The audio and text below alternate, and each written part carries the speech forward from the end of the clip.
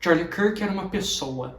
Ele era uma pessoa particularmente ruim, que morreu enquanto estava sendo um filho da puta.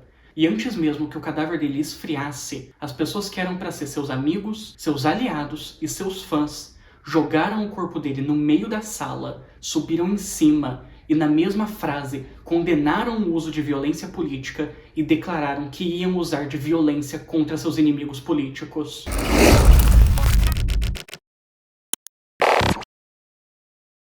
Enquanto o corpo dele ainda estava saindo do avião do vice-presidente estadunidense, o Nicolas Ferreira estava usando da morte dele para dizer para seus seguidores se tornarem o tipo de extrema-direita de quem eles têm medo, incluindo uma porrada de apito para cachorro na imagem. Inclusive, o Nicolas é o segundo mais importante fascista, que é um twink latino com vídeos possivelmente verdadeiros, mostrando ele, vamos dizer, cometendo atos que vão contra a homofobia que ele tanto declara, com iniciais NF para esse vídeo, mas eu vou te falar do mais importante mais pra frente. Eu vou te contar sobre quem era o atirador, mas essa não é a pergunta que interessa. A pergunta que interessa é o que aconteceu depois do tiro. Mas antes de eu continuar, preciso deixar uma coisa clara. Você pode se sentir do jeito que você se sente a respeito da morte do Charlie Kirk. Não é possível sentir errado, só é possível agir errado. Tá tudo bem se a morte dele te entristeceu, tá tudo bem se a morte dele te preocupou, tá tudo bem se a morte dele te deixou feliz. Mas se você sabia quem era o Charlie Kirk, a morte dele foi tão irônica que chegou a ser poética. Nenhum de nós, vivendo no Brasil, consegue entender de verdade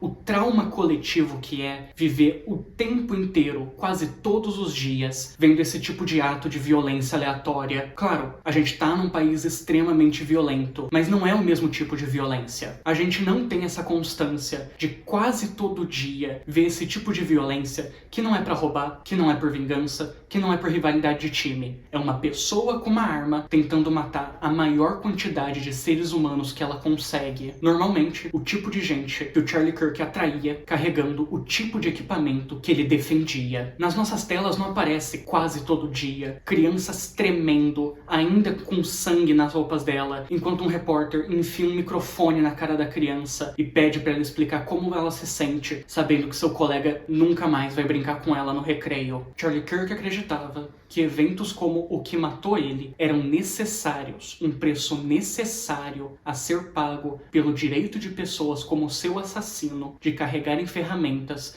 como as que deixaram suas filhas sem pai. Charlie Kirk não apenas acreditava que o aborto é pior que o Holocausto, como ele também acreditava que se sua filha de 10 anos fosse abusada, ele tinha uma responsabilidade moral de forçá-la a ter o filho do seu abusador. You had a daughter and she was 10 and she got raped. Would you want her to go through that and carry her rapist baby? The answer is yes, the baby would be delivered. Charlie Kirk não apenas apoiava a pena de morte, como ele acreditava que ela deveria ser feita em público, de maneira rápida e televisionada, para que crianças pudessem assistir eventos como o que tiraram sua vida. Charlie Kirk acreditava que empatia é um conceito New Age e que é um conceito danoso para a sociedade. Charlie Kirk acreditava e defendia que negros americanos não apenas estavam melhor durante a época em que eles não podiam votar, como eles estavam melhor durante a escravidão do que atualmente. Charlie Kirk não apenas apoiava o genocídio palestino, como ele acreditava que a Palestina não existe. Charlie Kirk passou seus últimos segundos de vida culpabilizando pessoas trans e pessoas negras pelo mesmíssimo tipo de evento que tirou a sua vida, pelo tipo de massacre que é cometido em vasta maioria por homens brancos, cis, do mesmo campo político que ele. Você pode se sentir da maneira que você se sente a respeito da morte dele. Pessoalmente, eu não chorei. Agora faz sentido a comemoração das pessoas de esquerda nos Estados Unidos? Pessoas que viram tantas vezes crianças sendo mortas pelas armas que o Charlie Kirk defendia, que viram seus vizinhos sequestrados pela ideologia racista que o Charlie Kirk defendia e que tinham que aturar ele indo nas suas universidades para debater as ideias dele. E quando ele morreu, baleado, igual 3 crianças foram baleadas no mesmíssimo dia, numa escola no estado ao lado do estado onde ele morreu, as pessoas do campo político dele explodiram de ódio com a possibilidade possibilidade de que alguém como Charlie Kirk, alguém importante, poderia morrer da mesma maneira que morrem as pessoas que não importam. E o mesmíssimo presidente americano, que não demonstrou uma única gota de simpatia pelas crianças que são assassinadas no seu país, que não apresentou um pingo de remorso sobre o que as armas americanas e o dinheiro americano comete na Palestina, um pingo de empatia pelos latinos que a polícia secreta dele sequestra, decretou luto oficial no país de 5 dias pelo seu podcaster favorito, coisa que ele não fez quando Melissa Hortman, uma representante estadual do Partido Democrata, foi assassinada junto do marido dela. E as mesmas pessoas que fizeram piada com a morte do George Floyd, com a morte de ativistas ambientais, de todo tipo de pessoa que não se parece e não se porta como Charlie Kirk, essas mesmas pessoas agora falam de criminalizar o discurso de esquerda porque eles consideram que é um discurso que comemora a morte. Porque pela primeira vez, muitas pessoas lembraram que fascistas são seres humanos e, tal como todo ser humano, eles sangram. Porque pela primeira vez, essas pessoas viram alguém como elas, do lado errado da arma, e elas ficaram com medo, sem perceber que o resto de nós já estava vivendo com esse mesmo medo há muito tempo. E a primeira coisa que elas fizeram, depois de falar pelo fim da violência política, foi decretar guerra santa contra os seus inimigos políticos, levados pela certeza de que a pessoa que puxou o gatilho era uma imigrante trans-muçulmana queer comunista. Mas não era, e isso matou a narrativa deles. O atirador era um groyper de extrema-direita. Um groyper é